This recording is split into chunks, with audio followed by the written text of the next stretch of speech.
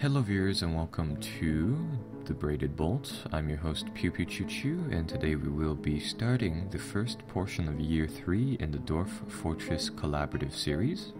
Seeing as how we're starting a new year with a potentially new audience, I figured I might as well recap the general basis of the fortress, what has happened so far, and a little bit about the game, how it's played, and what our goals are for Year 3 for newer players. And we're going to be doing this with the help of a third-party program called Stonesense, which is going to give us a isometric tour of the world rather than using the actual in-game stuff here. So, let's begin by pulling up Stonesense, and what I think I'll do is that we'll go over what Dwarf Fortress is and how this succession game really goes, and as we go along here we can tour the fortress, see what's up, and we can explain a few things as we go along here. So, pulling the fortress tab here, the actual game screen right here, our fortress, or rather Dwarf Fortress is a game about building a fortress of sorts. Technically, I guess you could classify this as a city building game. It's a very complex game in that it has a lot of very very immersive tinges, not necessarily realistic stuff, but it has like fluid motion, a lot of different economies that you can aim for. You have a little bit of physics simulation, and you can even build machinery and a ton of cool stuff like that. So how this game works is that typically you'll be playing with this sprited mess of various different little icons, and don't worry, currently some people might find this a little hard to stomach down, but gradually as we kind of go along here, especially using Stonesense, I hope to kind of make all of this stuff more accessible, more easy on the eyes, if you will.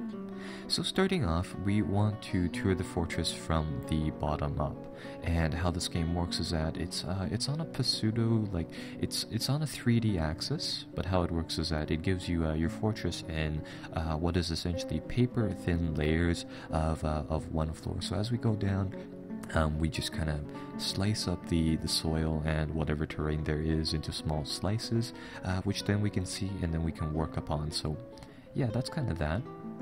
And starting off here, let's go from the very top of the fortress down to the very bottom as we do this little tour.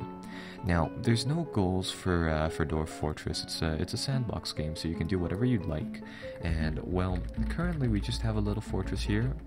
For Year 3, I think the goal will be really to just build up a better economy for ourselves and really move the fortress into a more defensible posture. So starting off here, we will be playing the game primarily using the actual application right here, and right now we're currently seeing the very roof of the guards tower built by Das during Year 2, and that's just the upper layer here. So the layer that I can just kind of take off and down. I think I can, nope, I can't remove the bottom layers like that. So we're seeing that right now, and if we go down one layer, we'll actually see the little guards room right here. If we go down, we have some archery stands and places like that, and if we go down one more, we have some barracks, and if we go down, we have the main floor. So that's kind of what we're seeing right here. So again, top of the roof, the second level of the guards tower, I suppose, the barracks level of the guards tower with a ton of doors just standing by. Das in Year 2 has formed 2 military squads, and we have one of them right here. These guys, I believe, are primarily archers, and they are here for fortress defense. Now, inside Dwarf Fortress, what typically happens is that during Year 3, Year 2, 3, and 4, you'll start to see your first ambushers, your first thieves, and your first sieges, which are just essentially hostile mobs which try to invade your fortress. Now, he has gotten us a little tower here to defend ourselves from, but later on, in order to combat a full-flown siege, we will have to improve some of the defenses. But this is kind of the guard tower for now. And what we're seeing right now is the main entrance to our fortress, which is this area right here. So we have a few things located on this map here. We have two corridors entering the fortress. We have a little trade depot, and we also have some farms and a room with a whole bunch of chickens inside. And I'll show you guys that here. So outside the actually, we should probably talk a little bit about the outside environment first. Currently, we've started out inside a jungle biome, so there's definitely a ton of foliage outside there in the wilds. And right outside our door, the llamas and the yaks and the mules that we've kept have been nibbling on the grass and has actually cleared out one portion right there. But inside our fortress, we also have some underground mosses and some stuff growing here. So we have one drawbridge right around here next to the little, I think it's a little cat. We have one drawbridge, and we also have here, actually, there we go. I can actually zoom in, so this is much better. We have one drawbridge out here next to the little animal, and we also have one hallway on the side of it protected by little traps, which are these little lever-like things, these little things with a little stick on top. We have a trades depot, which merchants come every year. You have a merchant from like the humans, from the dwarves and the elves, and they all come in their own respective seasons. But they'll come into the trade depot once a year, offload their goods, and we can exchange some of the dwarven works for other stuff. Now, moving forwards from there, we also have some farm areas over here. Dwarves need to can have the option of farming, and most players do farm what are called plump helmets, which are a type of purple mushrooms, or in this case, sky blue mushrooms, which is the basis for their food. And we also have a little chicken coop area right here, which I'm not necessarily sure how this works, because the whole chicken nest thing, like when I played this game, they didn't really have these. So we also have a little chicken coop right there, and these are just food economies for your game. Some of these are a little bit advanced, seeing as how we do have a little chicken coop here. But the farming and the sleeping and the eating is really what you want to get ready for the first year with. So what I mean by that is, I think Damo set all the farms up, just basic sustainability stuff. So moving forwards, we can go down one level, and down here, because what happened is that we actually went into a underground cavern, and the cavern has a whole bunch of underground flowers and an underground moss and a lot of that stuff happening. What happened was that on our trade window, which were not a trade window but our trade stockpiles, or our stockpiles in general over here, you'll see on the actual game interface it's fairly clean, but the game thinks that because we actually hit the underground caverns, it thinks all underground soil areas are cavernous areas. So now we have a blob of mishmash of fungi on the map here. Anyhow, this is meant to be general storage. We have some furniture storage inside this top area. We have some storage of various goods over here and here, and I believe we also have some wood storage here and another storage here of stone, of ore. Let me pull back the game. So yeah, have wood storage right here, iron ore storage, some from the looks of it, some stockpiles of stuff. I'm not really sure what these boxes contain, but we can actually check, and they appear to carry rope and splint, and I believe some other blocks of stuff. So miscellaneous storage, and we also have the furniture right here. Going down one level, we have our economy stuff. So inside this game, you can pick out a wide variety of different economic goals to just kind of pursue. The most common one typically is going for metalworks. Seeing as how you are playing a game with dwarves, it makes sense to build quite a lot of forges and stuff like that, and that's kind of what Das has left us here inside year 2. He set up this 6-unit little area here with stairways going up and down into both storage of wood, ore, and down below of smelted bars and I believe weaponry and other metal goods. So that's kind of what we have here. We have a wood furnace, we have 2 smelters, two forges, and 1 craftsdwarf's workshop, and yeah, that's kind of that. Now, I'm not necessarily sure about when this area was constructed, but I believe Damo, who started off playing the first year, built up some of this area, and then I think Das continued working upon it here. But these things over here are generally the core essential of the economy, things that you want to get set up during the first year. You have 2 carpenters' workshops, really useful because you need to produce beds, and these things produce beds. And in addition to that, you want to produce barrels and crates, which are these little boxes, because well, obviously you do need to store quite a lot of goods if you produce them with these craftsdwarf's workshops right here.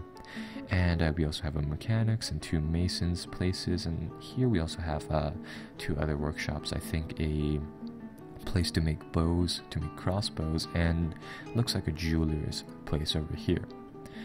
Now if we go down one more level, storage, go down one more level, and then we have the main floor of our fortress, which is the area where people dine, eat, and sleep for the most part.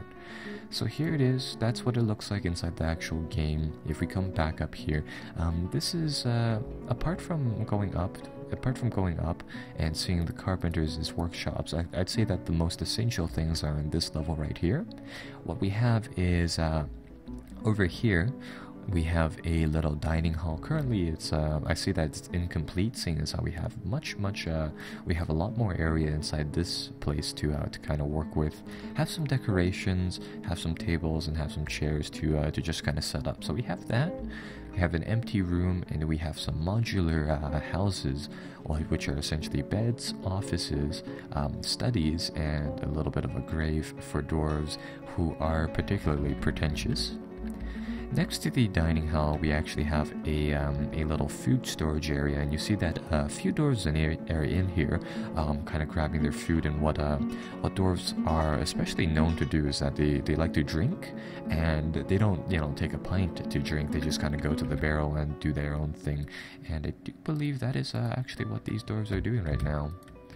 So that's kind of that, and we can actually run the game here, and you can see all the dwarves moving, doing their own little things as they go along. Now going down inside this hallway, we have a few miscellaneous workshops. We have a leatherworks, a loom, a clothiers' shop, but the most essential ones here are the food processing stores, which are very, very essential to keeping this fortress functioning. We have a kitchen to prepare meals, which gives our dwarves the luxury of having heated meals pretty much. And then we have a still, which is very, very important to keeping your fortress working. The lore behind the games is that the dwarves, for whatever reason, they actually lose productivity if they're not constantly drunk. So if you don't have a still, your dwarves can actually go out into the world and find the nearest water source, which so happens to be this little stream right here, and drink from that. But as they do, they get continually slower and slower. So it's very important to have a still active. And right across from the still, we have a butcher's shop, which we can kind of slaughter some of the animals for some meat. Have a tanner's shop, so we can slaughter some animals, have a nice grill, and then make a nice pair of gloves. And then we also have a farmer's workshop, which I generally don't buy, and I'm not particularly sure what that is. Now, it's important to know that in order to actually get up to the guards post, you actually have to go through this stairway up here. So if we go up the map, how do I go up? There we go. This is actually a separate stairway, and it's actually blocked by these dwarven-made walls that Das has assembled here to just kind of make it so that the guard tower is its own little place from in which dwarves can just kind of these military dwarves can just kind of be safed up here in the event of an attacker. So they're kind of there, and you have it looks like one guy has actually come up here to train his archery. So moving from there, it looks like, I think Damo built this, and this is what appears to be a little bit of a tomb, a little bit of a graveyard area for our dwarves, and you'll see that it's a lot of statues and a lot of coffins. just kind of lying about. Currently, it's more or less for decoration. There aren't too many bodies lying about already. And if we go from there, we can go down one more level. We have some more modular homes, and if we go down even more, we see some of the peasantries as little homes, which are just these little closets with beds inside them. Going down one more, some more homes. These ones are a little more modest, and you have a barracks here for people without rooms inside our fortress. Going down even more, we start to enter the underground caverns, and the game does do a wonderful job of randomly generating things. The entirety of the map is generated, and during map generation, it actually starts to output this wonderful long list of stories about the individual characters inside the world and what they do. And yeah, it's really rather elaborate. You can have these 1,000-year-old people with their lives essentially chronicled out and what the tasks they've done, and yeah, it's really excessive. You can actually get randomly. You can get artifact items, which your dwarves build if they are inside one particular mood for them. And as they build these items, those items will actually have these procedurally generated stories just right on top of the item, and you can view these. Like I think somebody got like an 80-page description about like a statue, and yeah, it's pretty weird. So we're starting to enter the underground caverns, and that's what we're kind of going into here. This is just a whole elaborate mishmash of small tunnels to wide open areas and some water down here, and this is just a really rather elaborate part of the world generation. So all of this is actually down below our fortress. And what we actually have down here is that I think Das built a system where above our little, what I like to call the welcoming center inside the caves, he has this setup of some fortifications up here, and he has an area where dwarves can kind of come up here and check if the underground caverns is safe. But I think he mainly used it as a bit of a dumping area. Now, down here inside the welcoming area, you may have noticed that we have one guy just kind of standing around here, and his name is Battle Mace. Battle Mace, well, he's kind of represented here as a fat dwarf on the Stonesense program. He is actually a vampire dwarf, which I think Das found out after he drained one of the inhabitants dry out of blood. So he's kind of been sent down here as a bit of contingency. So we've kind of contained him down inside. Yeah, there's a lot of layers we have to go to reach the caverns, but he's just kind of contained down here. Now these vampires actually start off with great weaponry skills. So this guy, Battle Mace Rain Labors, is just kind of this guy who is contained inside this room, and he's really just going to stay here until we can figure out what to do with him. And yeah, so he's going to be the keeper of the lower fortress, I suppose. Now, we should note that there are actually quite a few monsters lurking about down here inside the caverns. There may be some ancient mega beasts, which are these things generated inside world generation. They are typically like dragons and like cyclopses and stuff like that, but you can also get some really oddly generated people, which are like these people with like 17 heads with like 3 wings and like 16 hands, is I think what can happen. So yeah, there's a lot of weird stuff that can go on. Down here we can see some. Oh, there's an Olm giant right here underneath all the water. So that's kind of cool. And yeah, these caverns are a little dangerous if you don't have a full military down here. And it doesn't appear to be an underground level for this area just yet, so we can't actually see under the water. Oh, some crocodile caves as well over here. And that's pretty much the extent of the underground caves that we know about, at least. So that essentially concludes the little tour of the fortress. Now let's work upon just kind of what we have to do for year 3. So year 3, if we go back all the way up to the production level of the fortress, we have a few different choices that we can do coming off from here. The first one is building up the metalworks. Our priorities are kind of building up the economy and then moving onwards to defense. We have the metalworks project right here. So as of right now, it has 2 smelters and 2 forges and a wood smelter for fuel. And I think this is where we're going to start. We're going to try to make Braided Bolt a producer of weaponry and shields and armor. So that's kind of what we will start off by doing. And then moving forwards from there, we want to start equipping the fortress with a active defense system in the event a siege breaks out. And then going from there, I think we'll move forward by building up the military squads some more and giving ourselves a full complement of 2 squads of heavily armored legionnaire dwarves of sorts. So I'll see you guys next time, where we begin our actual play of the fortress and build up some of these foundries. See you guys then.